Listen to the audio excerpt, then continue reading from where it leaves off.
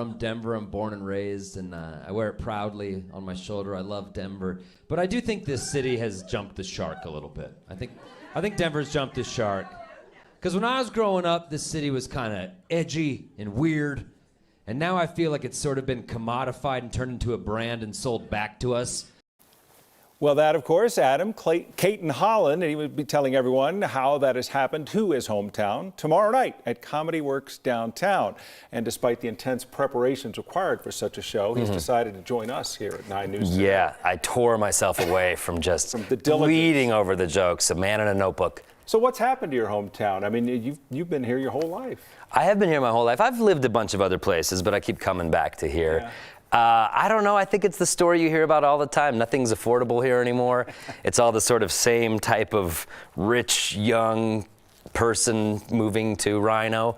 And I think that makes for a more boring city. I think you need cheap rent for interesting folk. And so they become not a target, but a focus of some of what you talk about, what the shape and feel of your city is like?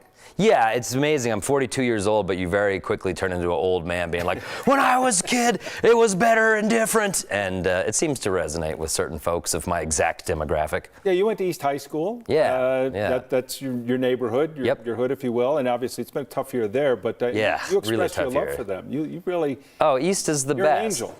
I'm an angel all the way, and I went to a very kind of rich white private school before then, and it just felt very fake. And I got to East High School, and I was like, oh, this is a real place.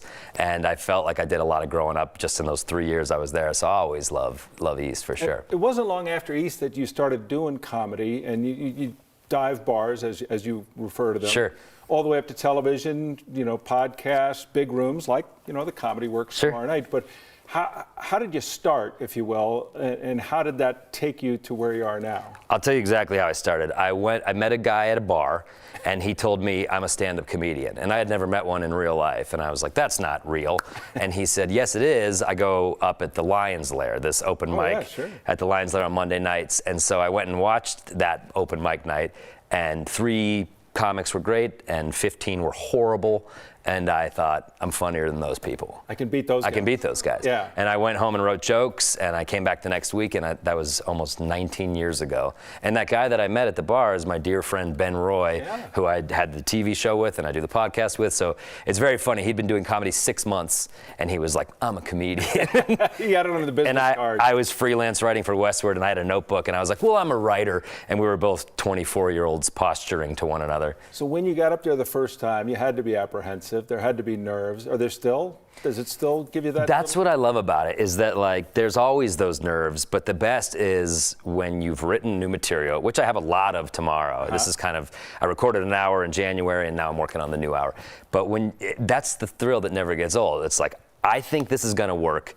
Let's see what you think. And they're always right, and you're always wrong. Like, immediately if you're right or wrong. So it's kind of just like, I'm betting on this idea, and it's fun to see if that idea succeeds or fails in real time. It's really thrilling. It's more thrilling than TV or writing or any of that. You got a lot of notoriety because you're such a Rockies fan. You finally pushed and screamed and kicked and yelled enough that they let you throw out the first pitch one time. And I would think, as a comedian and the struggles of the team, that they would, instead of your fandom, be a target. It's really turned. I used to bite my tongue and be like, well, I'm trying to be political with the Rockies because I'd like to be involved, and they'd give me some opportunities. But at this point, I'm just kind of like, let's talk about the Nuggets.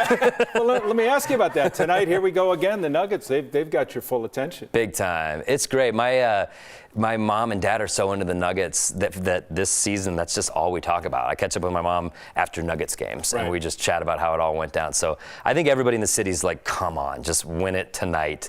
Let's take the advantage in this series again. But it's been a magical season. I don't want it to end. I want this to go all the way. I feel like the time is now for the Nuggets, and we got to strike. All right, hopefully the Nuggets win tonight, put everyone in a good mood for the show tomorrow night. That's why I arranged it. There's no Nuggets game tomorrow. You've got nothing to do. Come down to Comedy Works. There's nothing else going on. He's at the downtown location, 8 o'clock tomorrow night. Adam Cayton-Holland, it's been great to meet you finally. Yeah, thanks for having me on. Seeing you again. For sure. Adam.